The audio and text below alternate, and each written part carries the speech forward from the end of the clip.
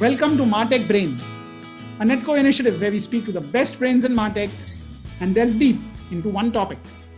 My guest today is Anand Siva, the guru of customer engagement.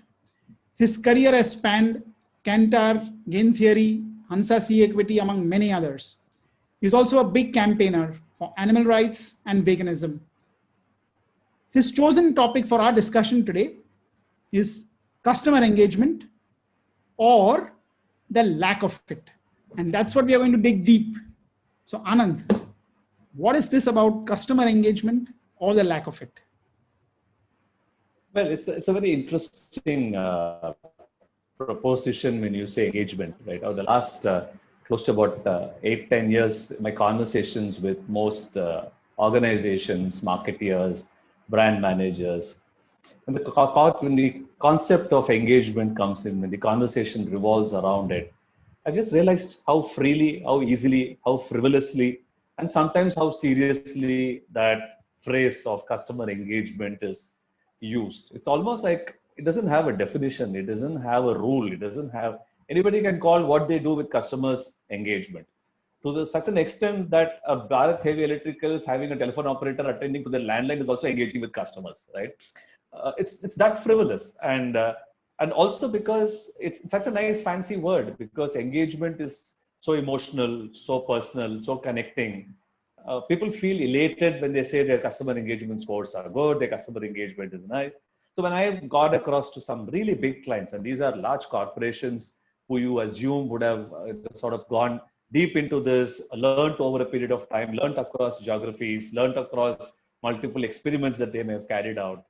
And then they come down to a conversation, they're still talking of engagement being so many open rates, so much of clicking, so much of, it's all so tactical, it's so binary to a number. It amazes me saying, how can you measure engagement in numbers, right? So I keep asking clients this simple question, saying when you want to take a girl or a man, depending on your gender, you are on a date. What do you go and do? Do you go and say, hey, 98700234552, do you like to come for a coffee at this address for a $5 coffee? No, you don't. You start a conversation, you engage, you get their interest, you show who you are, you show intent, you show authenticity in wanting to build that relationship. Perhaps even go to the extent of flirting with the person if you feel so good. And then with the intent of not stopping with the coffee, you want that coffee to become a drink next weekend. You want that to become a dinner next weekend. You probably want to go on a holiday next month. So any engagement has some seriousness to it and has to be a two-way street. So the reason I believe the lack of it is so many brands firmly believe that it's all about what they do to the customer and not realizing that's customer communication. So you have a set of tick-off boxes that you have. It's saying, did I send out this message? Did I wish her on a birthday? Did I send out an anniversary greeting? And then they have an anniversary for the time they onboarded the customer, which the customer doesn't really care about. You got a whole series of tick-offs. And every time you took off, you say, I've gone one step ahead in my engagement. I think it's complete nonsense. So to me, very few brands, or perhaps none at all, have been able to shed that number game in engagement and build on the human game. And if they don't understand the difference between a number engagement and a human engagement, I think this is where we will be. Customer engagement will continue to be a fantastic phrase. Operation success, patient dead. I think beautifully put. So how do we think of customer engagement? What are the building blocks of customer engagement? How does a brand begin the journey or the transition from what's today customer communication, which is, I think, what everyone's doing. I mean, we all know that. How do you make the transition from communication to authentic engagement? So I have a very simple 4P approach to this, right? And the 4Ps are very different from the marketing piece, but they sort of overlap in a way because ultimately we're all trying to achieve the same business objectives. I think for the first important thing to remember for a brand as well, saying what is the purpose? Why am I defining or seeking or wanting to do something called engagement? If it's because you have a CRM manager, or you have a digital manager, you have a social media head, and he needs to be occupied, and you need to be showing your presence on 10 social media platforms, just go back and tell, brand A has got 1 million followers, so brand B has to now aspire to become 1.2 million. Those are the benchmarks, or those are the goals that they are searching for. Then they don't need engagement. They just need a good, heavy wallet and keep spending money, keep acquiring those likes and all of that, and you are happy with it, right? So I think the important thing is about purpose. And if you can define the purpose in very, very honest terms, saying the purpose of my engagement is to increase sales, be honest about it. Don't make it like you're doing charity or you're being very good to the customer and you want the customer to feel happy. All that is nonsense. No brand wants a customer to feel happy and not convert that to business, right? So I think the authenticity of defining the purpose is what to me comes first. The second to me is the people. And when I say people, it's not about one head of customer engagement who can drive engagement for a brand. I mean, I might be sitting in a boardroom, I might be sitting in a posh office and planning for a customer experience in a retail store. But if the people who are in the front line of managing the customer don't understand that the purpose of their engagement with the customer's response that they want are interlinked to a business objective, and that there is a way of doing it, you will never achieve it. So engagement can never be a team or an individual's KRA. It's the organization's KRA. So the entire enterprise, from the CEO onward, I had this experience which I had. I don't want to name the brand right now, but I was in the market for a vehicle. So I went into a showroom, and that was the day they had launched the car. And the showroom manager actually came and asked me to leave the store. And he said that's because the vice president of the principal company was visiting the showroom that day. So I said, what are you trying to do? You released a full page ad today saying you're launching the car. You said it's available for a test drive. I am in the market for a car. I walk into your showroom and you tell me that your vice president is more important than the customer who has to buy. I mean, I said, how does it even, where does the logic apply? How does it even come into somebody's vocabulary to think you should ask it? And they didn't even say, would you wait for 10 minutes? Let's be done with the rituals, or let's be done with it. They said, please leave. I swore I would never buy that brand again, because that's how important the customer is.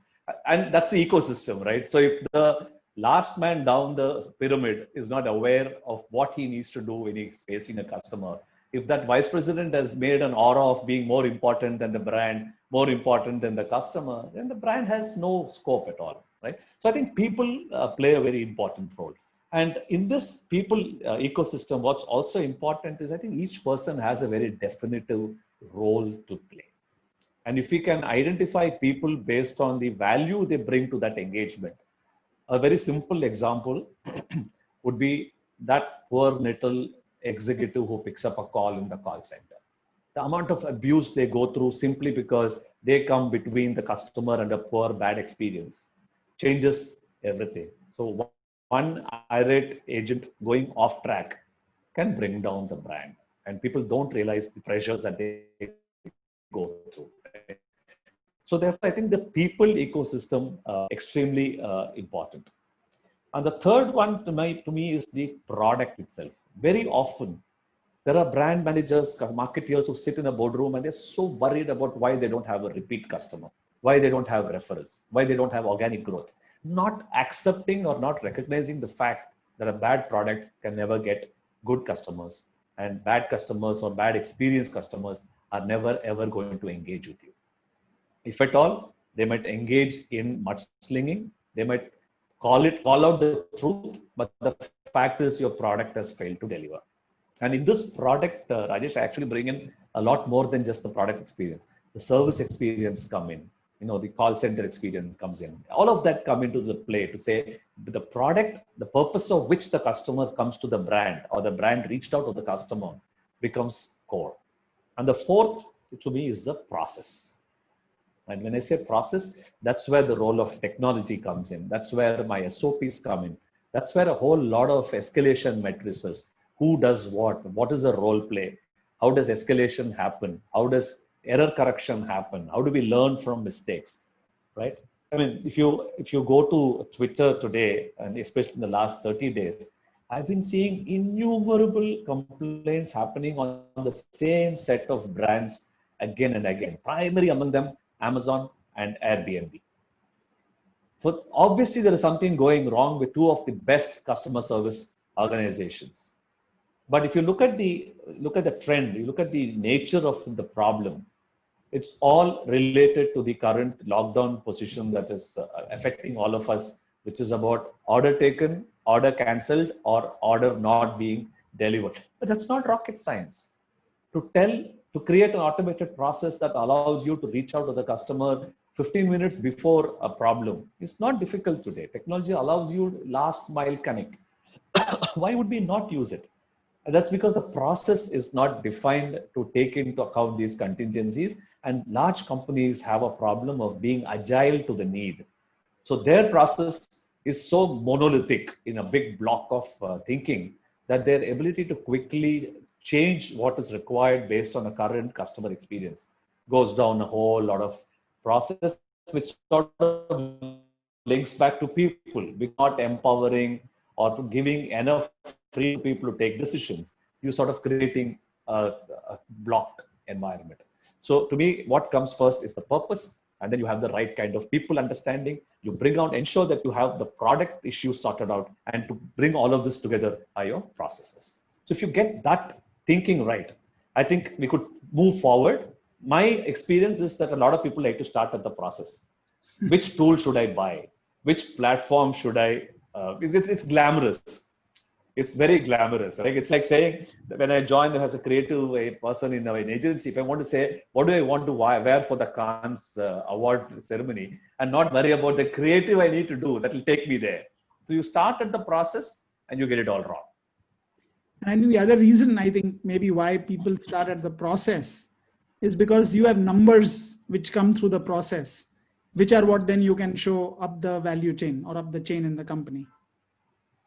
It's also easier to tick off as action points. I mean, imagine the time it takes to build customer engagement over a period of time. Probably the person who draws the blueprint has quit by the time results have started coming in. Whereas processes you can start showing maybe in a couple of months. So Anand, if you think back to this 4 Ps which you've so wonderfully outlined, I think what stops companies or what stops leaders, I mean CEOs, etc., in companies going down this path? Every company talks about their vision, etc., as customer centricity, customer loyalty, all kinds of things. And yet when it comes to execution, there's a big gap. It's a one-way traffic in terms of communication with customers. Okay, instead of listening, instead of having the empathy through the process that you've described, what stops companies from doing this? Well, my vocabulary in English sort of defeats the problem statement in a very different way. But if I had a word that starts with a P and actually stands for commitment, I would add it to the 4 Ps, right? Because I think most brands, most organizations don't stand committed to this because this is for the long haul. You cannot build engagement in the short haul. You can't say, I launched a product, I had a test drive today, a customer walked in and now I want engagement. It doesn't happen that way, right? An automobile brand needs to look at engagement happening over a period of maybe 5 years. Because what do you want? Just imagine the number of vehicles an auto brand puts on the road. And if they have to go back after 5 years when this customer is back to replacing his vehicle, and you have to actually spend 5 times that amount to acquire the same customer, convince him that you're still in the market, you're still a good brand, that you still have a good vehicle for him, defeats the very purpose of having acquired him in the first place. So I think the long haul journey, saying between now and let's say 2025, what are those things I must do to keep that customer happy about his experience? And that's also because if you look at the average tenure of people associated with brands in most companies, right, it's now become like school. You're passing out every year from one company to another company, right? You no longer, it's much better to have these people fail and study the same class for 5 years, but they're quickly moving. And therefore, your ability to carry this through, and also because the commitment is not at an organization level. It's a marketer, a CMO comes in and thinks that this is the best way of doing it, which means the legacy has to continue. Somebody at a managerial level, at a director level, at a board level, has to put this down as an organizational KRA and not as an individual's KRA. Then you will have it continue. I think very right. So if you were tomorrow, okay, so let me ask a different question. Sorry. Are there companies which you have found, India or globally, which have excelled in customer engagement? So are there sort of models or case studies that one could learn from in this space? I would think there are quite a few organizations that get it well, and they were doing it right. But all of us have seen all of these brands in some way or other go through those upheavals, right? I used to have great respect for the way Mercedes-Benz did it, right? But sales was not the outcome. While sales is an underlying need for the business, it's not put right up front on the customer's face. It's not like you take him out for a golf tournament and there you please go and ask him, hey, any of your friends standing there, do you think they would want to buy a Merc kind of a situation, right? So Mercedes-Benz has done a lot of interesting work across many. Harley Davidson to me is a classic example. Unfortunately, that's a brand that keeps coming up on a lot of frontiers for this. But I think, when I used to be in Saatchi, we used to be parading a very interesting concept called love marks, right? What is the love marks? Love marks is the next level of brand love, where the customer starts owning the brand. He says, don't touch the brand now because I like it, I love it, I have built it, and it stands for values that I respect. So you now need to ensure that your brand complies with customer expectations and not the other way around. So if you can stitch that together and say the brands that are able to make customers own the emotional values, while the intellectual values and the monetary values of the brand remain in the company. If the emotional values of the brand can be translated to a customer gain, you will have that movie. I think Jet Airways used to do this very well in India at one point in time, right? Till I think they fell victim to the typical problem that most organizations fall into, which is growing beyond means. So the process was weak, that it didn't allow all of it to grow. So when the fleet grew, when the number of stations they covered grew, and the number of people they had to add grew, the kind of quality of engagement that could happen started changing. And I mean, also let's not forget that customers are forever greedy, right? They always want something free, they want an upgrade, they want better treatment, they have better offers coming from other airlines, etc. So the adaptiveness of these processes to changed customer needs didn't sort of match up, which is why I think towards the last couple of years of Jet Airways existence, they started struggling with being able to retain those customers. And if you look at it, the nostalgia is gone. Today, nobody misses Jet. Now, that's how poorly the brand has actually remained in the last 2 years, that as they passed away, it's like somebody at home in coma. Right? Your ability to accept the departure is so much more smoother than somebody who's vibrant and walking around in your life. But I think a lot of brands have done it. I'm not too sure if there are enough brands who've been able to carry it all the way.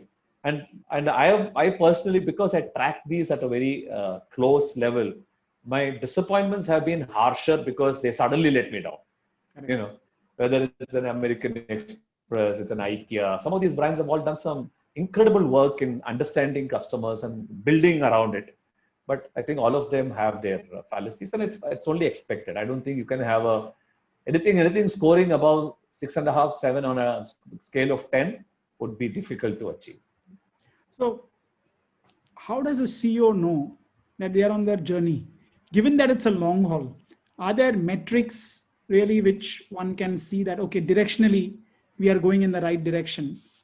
So is there one or two metrics? I mean, profits and all are one thing, but specifically this customer engagement, how do you measure it? So I'll give you a very interesting, facet of business, right? The last 5-6 years, I've spent a lot of time studying and setting up a lot of ORM processes, which is online reputation management, which is essentially understanding what customers are talking about a brand on social media, picking up those conversations, and quote unquote engaging with them on the same platform and addressing their issues and concerns. Right? Typically, that's where you actually start measuring engagement for two reasons. One is You will notice for a lot of brands that I worked on, we have noticed that when one customer comes and puts up a post or a comment saying this brand is useless, you have 5 customers who come and support the brand. To me, that is engagement. The equivalent of that is when a lady is walking on a road and somebody comes and tries to pick a handbag. You have 5 people coming and hitting the thug. They're not saying it's not my handbag. They're not saying I don't know this lady, right? They're actually owning it. And these customers are actually coming and bashing at the other customer, saying maybe you didn't pay them on time, maybe you didn't use it right. I've been using it for 5 years. You see it in a lot of platforms. You see it a lot of reviews on e-com platforms, etc. Right now, to me, that's a great measure of customers' confidence, and that's loyalty to you. If you moved loyalty away from the plastic card and measured it not by the number of points they get because of transactions, but by the number of times they stood by the brand.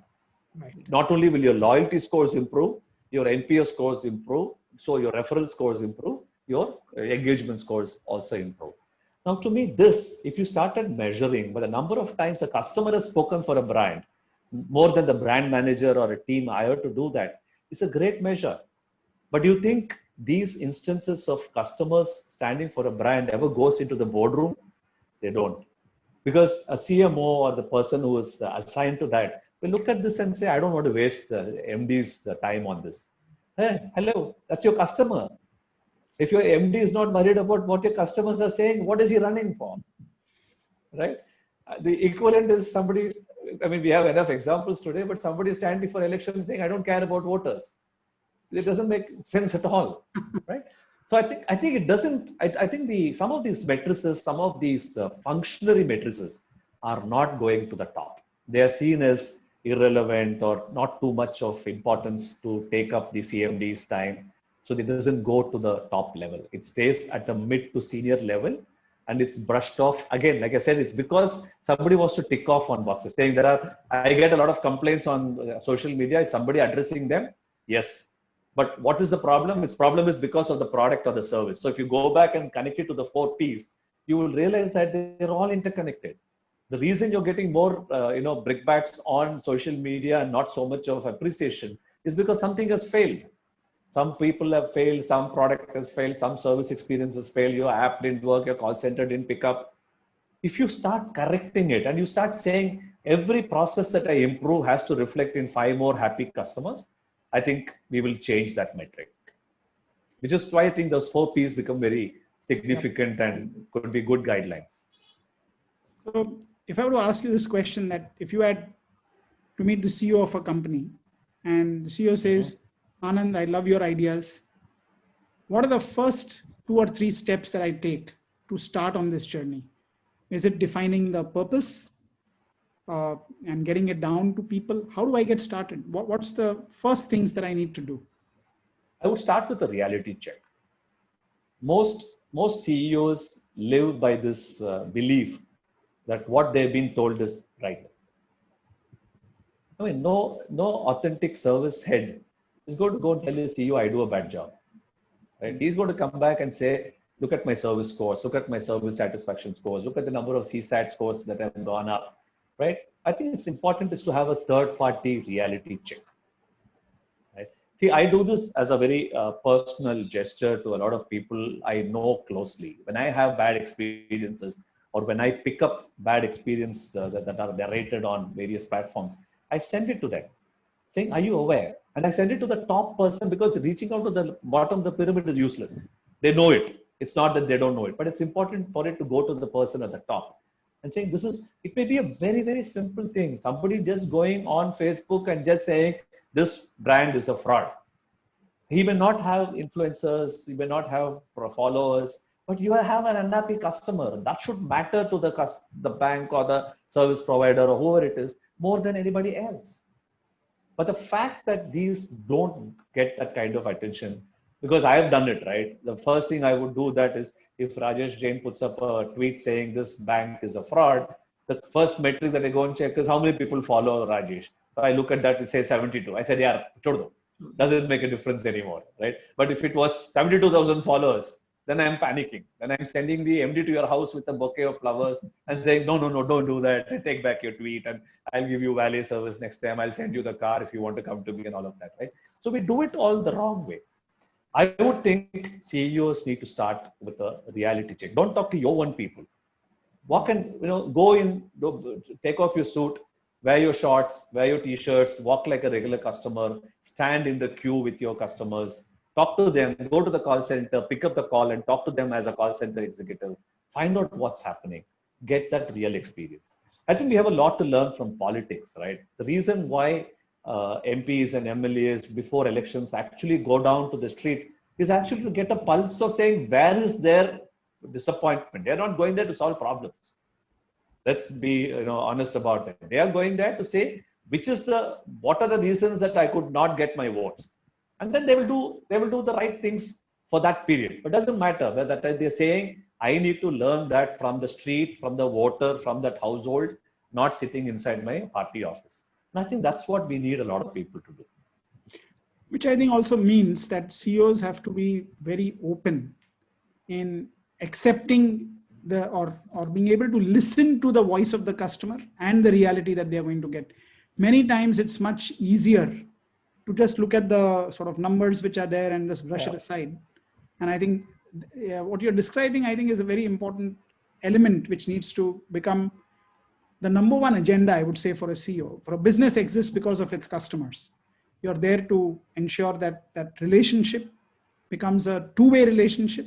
And without that, you don't have a business at some point of time, as we've seen. Yeah, I think that reality check is very important.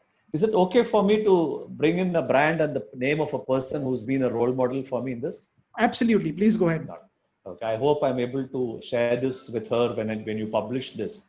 There is this lady called Manisha Latgutta, who was the head of marketing in Uber. And one day I suddenly saw something that she put up and I was stunned. She actually played the role of a driver for a full day, driving customers around. I mean, how beautiful was that? So it's not, so what she ended up learning perhaps that day, I don't know what her learning was, but I would get out of that is she understood what customers did when they got into a car, what kind of conversations they had, what were the expectations, how did they respond to the quality of the ride, and what are the problems that the driver has in terms of either a very helpful customer or a very arrogant or a very abusive customer. Now the relationship that she would have had with both her customers and her driver partners, and that's how you build ecosystem of excellence. And I really, really respect her for that. I think that's the way to go. Say, get down to the brass tacks. Get your hands dirty. Without that, you aren't going to move any inch. Great, Anand. I think it's been a fantastic conversation. That story, I think, will stick on in my mind. I think we all have to do some introspection as leaders and start with what you suggested.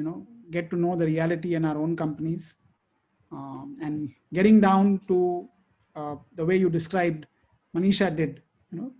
How can we be the Uber driver for a day, if not more, in our companies, to listen to what customers are talking about us? Fantastic. First time. Yeah. And so we'll end with our lighter note, what I call the 5 1s. So I hope you're ready for that. Yes. So first, one future trend that excites you. I'm very excited by the prospects that e-com as a platform will grow up.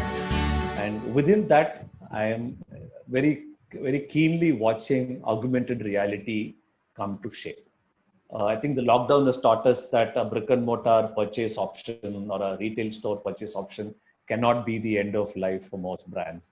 But yet there are hundreds of brands or hundreds of products that need to be bought based on feel, touch and feel.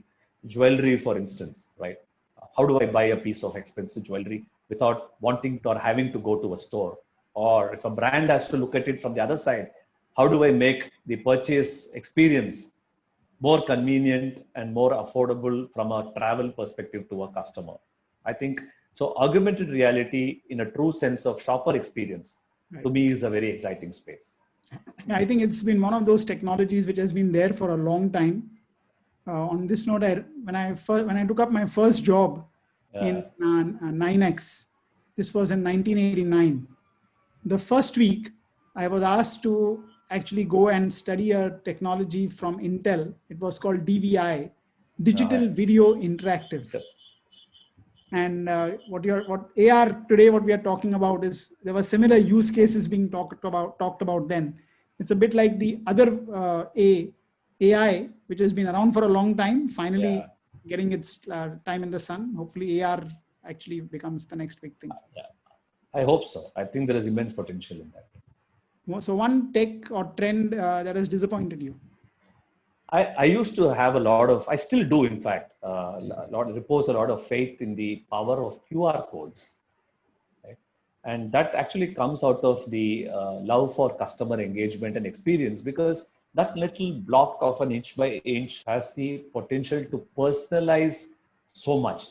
Each code is so uniquely configurable. It can carry so much of personalization. It could have just translated the amount of information that gets passed or created or generated or stored between two entities. Mm-hmm. I really, when I first experienced QR code, I really thought this would go places. This would allow me to create, even customized content for a customer. All he has to do is scan this, and a new creative comes to play on the mobile phone or the device that he or she was having, and all of that. I think it's sort of not taken off, right? Especially in the context of, look at this today. I was just doing a KYC for my bank account yesterday. I still had to upload a driver's license, an Aadhaar card, a PAN card, and 200 documents. When all of this should actually be sitting in a QR code. All they had to tell me was upload your QR code. I think it still has immense potential. It's still not difficult to bring in, and it's a very, very inexpensive technology in a way. But I think we are missing the bus out there. I'm really, really disappointed with the lack of importance or potential tapping into QR codes. Great. One good book recommendation? Well, I want to recommend a book that is outside of anything to do with marketing, right? One of my favorite books, and the book that actually surprised me, was actually Freedom at Midnight, one by Larry Collins and Dominic Lemper. For a simple reason, it allowed me to introspect into the truth of how things manifest and how they're very different from what we are told happened or what we think should have happened or could have happened. It's very easy for us to sit today and say, maybe if Gandhi and Jinnah had not agreed to each other and they had not partitioned, there wouldn't be terrorism today. And then you realize it's such a stupid thing to do, because there is so much of baggage, and it relates to so many things that happens even today. Article 370, for instance, whatever we are talking about today, and it's going to affect, I think, many generations of Indians and Pakistanis and even many organizations and people around the world. So I would, if you are in any way related to the Asian markets, forget India alone, I think it's a must read. Great, Reco. One good person podcast to follow? Well, my guru, so to speak, in fact, I was aghast when you called me the guru, because I have a lot of gurus ahead of me, and the disciple in me disappears when you call me the guru, so I will remain a learner forever. But the person who sort of given me direction and helped me introspect and come to terms with what is happening around me has been Osho. I listened to a lot of his speeches. I'm actually carrying close to about 2 TB of his lectures. And I need many lifetimes to listen to all of them. I read his books, etc. But I think it's been a great revelation for me. I just love that man. And final question, one key driving belief in your life? I believe that all of us have a responsibility to the planet first, and everything else comes next. Do I have time to give you a quick little story? Absolutely. Monday, I lost one of my pet cats. He succumbed to cancer. But after he died, in 15 minutes, we had no trace of that chap in the house, because he left behind nothing. He didn't leave behind, 300 gadgets. He didn't leave behind vessels, so many suitcases of dresses, watches, pens, paperweight, photo frames. All these interesting things we collect from our travels abroad and here and all. Nothing at all. So I was reflecting on that just day before yesterday, saying, when I die, what is the footprint I leave behind? And I realized that I've been a disaster. So now my new goal in life is, when I die, can I work towards just leaving behind a change of clothes? Because that one I can't wish away. Right. But if I can not leave behind anything else, and to me, I think that's the principle of all of us that should drive us, saying how good a planet citizen are we? Because I think that sort of helps me make a lot of good decisions downstream. How is cruelty in your life? How is being eco-friendly in your life? How much of plastic do you agree to use? All of that. So to me, live a very, very good life of a planet citizen. To me, I think a lot of things will fall in place. Great, Anand. I think it's been a wonderful conversation. A lot of my pleasure. Big takeaways. I think for me, this point you said right in the beginning, that move from numbers to the human touch, the 4 P's of customer engagement. Also, I think I learned a new word today, love marks. I think that's a nice one. Yeah, exactly. And of course, the great story that you said at the end about Manisha and Uber. I think it's how can we do what Manisha did in our own companies? And that's the starting point. The reality, understanding the reality is the starting point, I think, for bringing about any transformation in customer engagement. And I think doing it not for good PR, but doing it because you genuinely want to do it. Absolutely. Authenticity, I think, and it's important for us. I mean, if you're going to bring about any change, it's important to know where you are today, rather than just looking at some random numbers which are being thrown out. Absolutely. Absolutely. So thank you, Anand. It's been a great conversation. And thanks everyone for watching. That was Martech Brain with Anand Siva. We'll be back with a new episode next week. So stay tuned in.